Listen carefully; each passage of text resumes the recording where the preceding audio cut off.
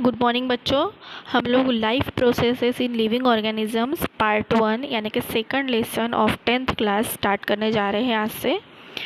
ठीक है, सो देखिए page number 12, living organisms and life processes. अभी सबसे पहली चीज़ तो ये देखिए कि लाइफ प्रोसेसेस क्या होता है। लिविंग ऑर्गेनिज्म में हमने देखा है कि जितने भी लिविंग्स होते हैं उनमें बहुत सारी कैरेक्टरिस्टिक्स होते हैं। जैसे फूड नेसेसरी होता है उनके लिए, उनकी ग्रोथ होती है, उसी से रेस्पिरेशन करते हैं, एक्सक्रीशन करते हैं, रिप्रोडक्शन करते हैं, बहुत सारे कैरेक्टरिस्टिक्स होते हैं, राइट। सो बहुत सारी जो सिस्टम्स है, रेस्पिरेटरी है या डाइजेस्टिव सिस्टम है, ये सब हम लोगों ने पहले के क्लासेस में सीखी हुई है। ठीक है, अब ऐसे ही कुछ जो प्रोसेसेस होती है, ये जो सिस्टम में ये जो वर्किंग होता है ये किस तरीके से होता है, ये हमें इस प्रोसेसेस में, इस लेसन में हमें सीखना है। Okay, so various organ system are continuously performing their functions in human body. Organ system यानी कि जो अभी मैंने नाम लिए थे, respiratory system, digestive system, circulatory system, ये सारे सिस्टम कंटिन्यूसली क्या करते हैं, अपना काम फंक्शन करते रहते हैं। Along with the various systems like digestive, respiratory, circulatory, excretory and control system, different external and internal organs are performing their functions independently but through a complete coordination। यानी कि देखिए जितनी भी सिस्टम्स होती है अपनी बॉडी में, या फिर कुछ ऐसे ऑर्गन्स होते हैं जो बिना किसी सिस्टम के सेपरेटली अपना काम करते हैं, फिर भी जितनी भी सिस्टम्स में अपने बॉडी में वर्किंग करती रहती है वो सभी का आपस में एक दूसरे से कनेक्शन रहता है, कोऑर्डिनेशन रहता है, which is very very very necessary. अगर कोऑर्डिनेशन नहीं होगा तो हमारा जो रेगुलर रूटीन है वो पॉसिबल ही नहीं होगा। अगर हम लोग खाना खाते हैं तो पहले डाइजेशन होता है, राइट। सो डाइजेस्टिव सिस्टम अपना काम करेगी। डाइजेस्टिव सिस्टम में भी डिफरेंट ऑर्गन्स होते हैं, वो ऑर्गन स्टेप बाय स्टेप अपना काम करते हैं। मैं पहले करूँगा ऐसा नहीं होता है। जिसका स्टेप जब आएगा तभी वो ऑर्गन अपना फंक्शन करता है। इसी तरीके से डाइजेस्टिव सिस्टम के बाद में एक्सक्रीटरी सिस्टम का वर्क आएगा। ऐसा पॉसिबल नहीं है कि पहले एक्सक्रीटरी सिस्टम काम करेगा, ठीक है। तो पहले क्या करेगा, डाइजेस्टिव सिस्टम काम करेगा, फिर एक्सक्रीटरी सिस्टम काम करेगा। इस तरीके से इनका आपस में कोऑर्डिनेशन होता है। This overall system is an action in more or less same way in all organism near about. और ये जो प्रोसेसेस होती है, ये जो सिस्टम होता है, ये सभी ऑर्गेनिजम्स में नियर अबाउट सेम होता है। Those are in need of continuous source of energy for this purpose. क्या बोल रहे हैं, ये सारे प्रोसेसेस होने के लिए हमें कंटिन्यूसली एनर्जी की ज़रूरत होती है।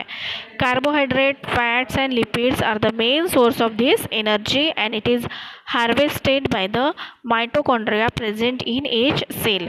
आप लोगों ने जब सेल पढ़ा होगा तभी आपको पता होगा कि माइटोकॉन्ड्रिया जो होता है, इसी से ये क्या कहलाता है, एनर्जी सेंटर कहलाता है अपनी बॉडी का, सेल का। ठीक है, तो ये जो सारी एनर्जी हमें हर प्रोसेस के लिए लग रही है, ये हमें कहाँ से मिल रही है, माइटोकॉन्ड्रिया से मिल रही है। लेकिन उन माइटोकॉन्ड्रिया को भी एनर्जी के लिए पहले कुछ लगता होगा। So that is carbohydrate, fats and lipids. ये हम खाना खाते हैं इसी से हमारी बॉडी में जाता है और फिर इसका ऑक्सीडेशन होता है और इससे फिर एनर्जी तैयार होती है। It is not like that only food stuff is sufficient for energy production but oxygen is also necessary।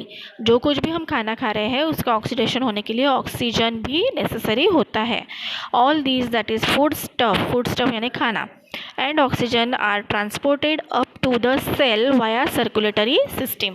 जो कुछ भी हम खाना खाते हैं उसका डाइजेशन होता है डाइजेस्टिव सिस्टम में, उसके बाद जितना भी न्यूट्रिशन होता है वो सर्कुलेटरी सिस्टम यानी कि ब्लड के थ्रू ही क्या होता है, सारे ऑर्गन्स को पहुंचाया जाता है।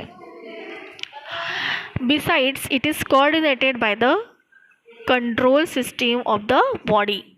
इसके लिए भी किसका कंट्रोल रहता है, कोऑर्डिनेशन रहता है, किसका रहता है, कंट्रोल सिस्टम का। That is each life process contributes in its own way in the process of energy production. Functioning of all these life processes also required the energy. ये जो लाइफ प्रोसेस होती है इन सबको क्या लगती है, एनर्जी की रिक्वायरमेंट नेसेसरी होती है। Human and other animals consume the fruits and vegetables. हम क्या खाते हैं, फ्रूट्स और वेजिटेबल्स खाते हैं। Plants are autotrophs. ये हमें पता है, ऑटोट्रॉप्स मतलब जो अपना खाना खुद ही तैयार करते हैं। They prepare their own food. they utilize some of the food for themselves, whereas remaining is stored in various parts like fruits, leaves, stem, roots, etc.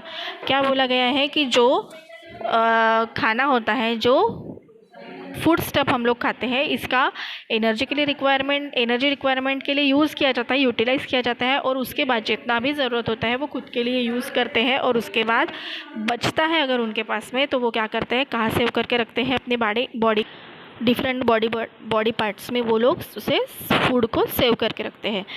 We like कौन से फ्रूट्स है, लीव्स है, स्टेम्स है और roots. We consume all these various plant materials and obtain different nutrients like carbohydrate, fats, protein, vitamins, minerals etcetera.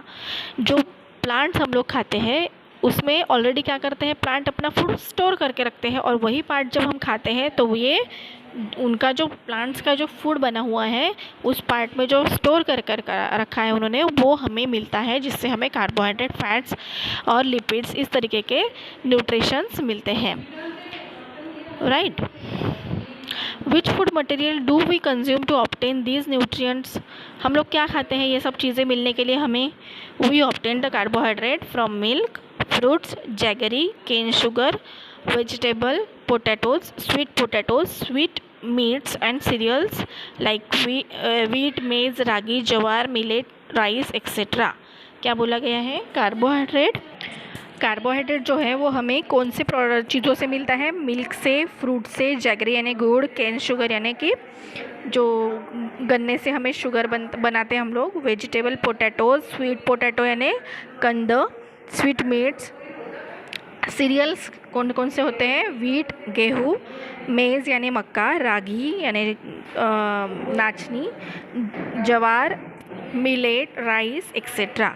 अब इसके अलावा देखिए, we get 4 kilo calorie energy per gram of carbohydrate, यानी कि 1 ग्राम अगर कार्बोहाइड्रेट हम लोग खाते हैं तो उसमें से हमें कितनी एनर्जी मिलती है? 4 किलो कैलोरी। इतनी एनर्जी हमें 1 ग्राम कार्बोहाइड्रेट से मिलती है। मतलब ऊपर जितनी भी चीज़ें दी है उसमें से अगर कोई भी चीज़ हमने 1 ग्राम खा ली तो हमें 4 किलो कैलोरी एनर्जी मिलेगी।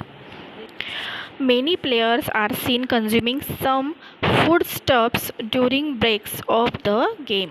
क्या करते हैं वो? बहुत जो प्लेयर्स होते हैं वो ब्रेक में क्या करते हैं, थोड़ा सा कुछ फूड खाते हैं जिससे कि उन्हें एनर्जी कंटिन्यूसली मिलती रहेगी। ठीक है। See the next page. Now see the next page, page number 13. Living organism and energy production. In living organisms, respiration occurs at 2 levels, at body and cellular levels. क्या बोला गया है? 2 लेवल पे body में लिविंग ऑर्गेनिजम्स में respiration होता है। एक तो बॉडी लेवल पे होता है और दूसरा सेलुलर लेवल पे होता है। अब ये कैसे होता है वो हम देखते हैं। Oxygen and carbon dioxide are exchange between body and surrounding in case of respiration occurring at body level. Body level पे जो रेस्पिरेशन होता है उसमें क्या होता है, ये हमने बहुत बचपन से सीखा है कि ऑक्सीजन हम लोग नाक से लेते हैं और फिर कार्बन डाइऑक्साइड छोड़ देते हैं एटमॉस्फेयर में। तो ये हो गया, क्या हो गया? बॉडी लेवल का रेस्पिरेशन। क्या किया हमने? एटमॉस्फेयर से ऑक्सीजन लिया और फिर हमारी बॉडी के अंदर से कार्बन डाइऑक्साइड एटमॉस्फेयर में छोड़ दिया, that is body level respiration. In case of respiration at cellular level, food stuffs are oxidised either with और विदाउट हेल्प ऑफ ऑक्सीजन। क्या बोला गया है? सेलुलर लेवल पे यानी कि हमारे बॉडी के अंदर फूड स्टफ जो हम लोग खाते हैं, खाना जो हम लोग खाते हैं वो ऑक्सीडाइज होता है with the help of oxygen या फिर without help of oxygen. Aerobic या अनएरोबिक दोनों तरीके से खाने का ऑक्सीडाइजेशन होना मतलब सेलुलर लेवल पे रेस्पिरेशन होना कहलाता है। ओके, सो बाजू में 2.1 नंबर की जो डायग्राम दी है ह्यूमन रेस्पिरेटरी सिस्टम, ये डायग्राम आपको कंप्लीट करनी है। आपको छोटे क्लासेस की जो बुक्स होंगे उसमें आपको ये डायग्राम मिल जाएगी। लेबलिंग करके रखना है आपको, क्योंकि ये क्वेश्चन कभी कभी एग्ज़ाम में पूछा जाता है। ओके, सो अभी इसके बाद का जो टॉपिक है बहुत ही इंपॉर्टेंट है, एरोबिक रेस्पिरेशन ऑफ ग्लूकोज, वो हम नेक्स्ट वीडियो में देखते हैं। ओके।